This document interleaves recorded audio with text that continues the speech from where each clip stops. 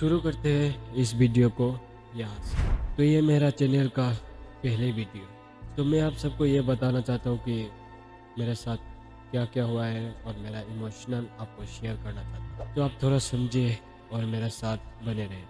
थोड़ा वक्त 5 मिनट या फिर थोड़ा सा ज़्यादा भी हो सकता है, तो आप मेरे बात को समझे। ऐसा मैं क्या करूँ?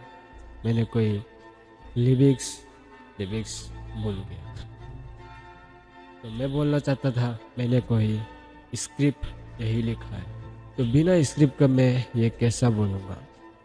कोई बहन बाबा बोल देता है कि वीडियो एडिटिंग में आपको पहले स्क्रिप्ट लिखना चाहिए और कैमरा एंगल क्या हो रहा है क्या ना हो रहा है और भी बहुत कुछ।